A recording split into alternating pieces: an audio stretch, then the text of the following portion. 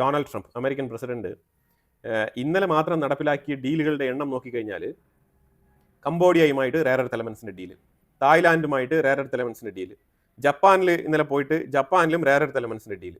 പക്ഷേ ഈ പറഞ്ഞ രാജ്യങ്ങളെയൊക്കെ നമ്മൾ ലിസ്റ്റ് ഔട്ട് ചെയ്ത് കഴിഞ്ഞാൽ ഇവരൊക്കെ റെയർ എർത്ത് എലമെന്റ്സുമായിട്ട് ബന്ധപ്പെട്ട ആ ഒരു റിസർവ്ഡ് ലിസ്റ്റിൽ നോക്കിക്കഴിഞ്ഞാൽ ഇവരൊക്കെ വളരെ തുച്ഛമായ അളവിൽ മാത്രം ഹാൻഡിൽ ചെയ്യുന്ന ഒരു പരിപാടിയാണ് റെയർ എർത്ത് എലമെന്റ്സ് അഥവാ റെയർ എർത്ത് മിനറൽസ്. ഈ സാഹചര്യത്തിൽ ട്രംപിന് എന്തുകൊണ്ടാണ് ഇത്രമാത്രം ആദി? ചൈന കൊടുത്ത മുട്ടം പണിയിൽ അമേരിക്കയ്ക്കുള്ളിൽ പല സ്ഥാപനങ്ങളിലും മാനുഫാക്ചറിങ് എന്ന് പറഞ്ഞ സംഗതി ഒരു അൺസർട്ടനിറ്റിയിലോട്ടാണ് പോകുന്നത്. അതിന് ഈ മാനുഫാക്ചറിംഗ് എന്ന് പറഞ്ഞാൽ ചെറിയ സ്ഥാപനങ്ങളൊന്നുമല്ല.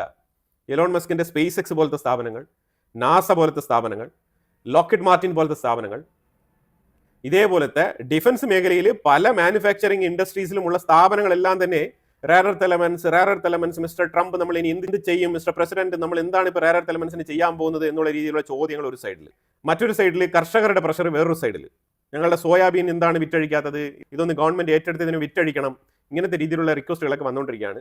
അതിലുപരിയായിട്ട് ഇൻഫ്ലേഷൻ റേറ്റ് അമേരിക്കയിൽ 3% കഴിഞ്ഞിരിക്കുന്നു. ഇൻഫ്ലേഷൻ റേറ്റ് 4ാം ആഴ്ചയിലേക്ക് കടക്കുകയാണ്.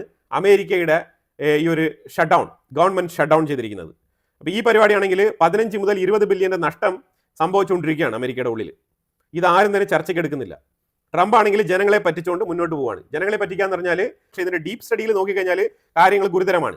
അതായത് പുള്ളിക്കാരൻ പറയുന്നത് താരിഫ് നല്ലതാണ്, താരിഫ് കൊണ്ട് ഗവൺമെന്റിന് ഒരുപാട് വരുമാനം കിട്ടിയിട്ടുണ്ടെന്നാണ് പറയുന്നത്. പക്ഷേ ആരും തന്നെ പറഞ്ഞു കൊടുക്കുന്നില്ല ഈ താരിഫ് എല്ലാം ചൈനയോ ഇന്ത്യയോ മറ്റുള്ള രാജ്യങ്ങളല്ല ഇത് പേ ചെയ്യുന്നത്, ഇത് അമേരിക്കൻ ജനങ്ങളാണ് പേ ചെയ്യുന്നത് എന്നുള്ളതാണ് മനസ്സിലാക്കേണ്ടത്. ഇത് ഞാൻ പറയാനുള്ള കാര്യം വെച്ചാൽ അമേരിക്കയുടെ ക്രെഡിറ്റ് കാർഡ് ബ്യൂറോ, അതായത് ക്രെഡിറ്റ് കൺട്രോൾ ചെയ്യുന്ന ഒരു ക്രെഡിറ്റ് ബ്യൂറോ ഉണ്ട്. അതായത് ക്രെഡിറ്റ് കാർഡ് ഇഷ്യൂ ചെയ്തിരിക്കുന്ന ഒരു സെൻട്രൽ ബ്യൂറോ. ഇതാണ് എല്ലാ ബാങ്കുകളുടെയും കൃത്യമായിട്ടുള്ള ഈ ഒരു ക്രെഡിറ്റ് കാർഡിന്റെ ഡേറ്റ ശേഖരിച്ച് വെച്ചിരിക്കുന്ന ആ ഒരു കമ്പനി. ആ കമ്പനി അവരുടെ ഒരു അപ്രൂവൽ റേറ്റ് പുറത്തിറക്കിയിട്ടുണ്ട്. അമേരിക്കൻ ജനങ്ങൾക്ക് 90 ദിവസമാണ് ക്രെഡിറ്റ് കാർഡിന്റെ റീപേയ്മെന്റ് ഗഡു.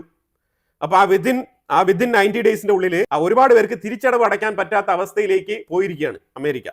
ഇത് ഞാൻ പറയുന്നതല്ല, ഈ ക്രെഡിറ്റ് കാർഡ് ബ്യൂറോയുടെ റിപ്പോർട്ടാണ് ഇത് പറയുന്നത്.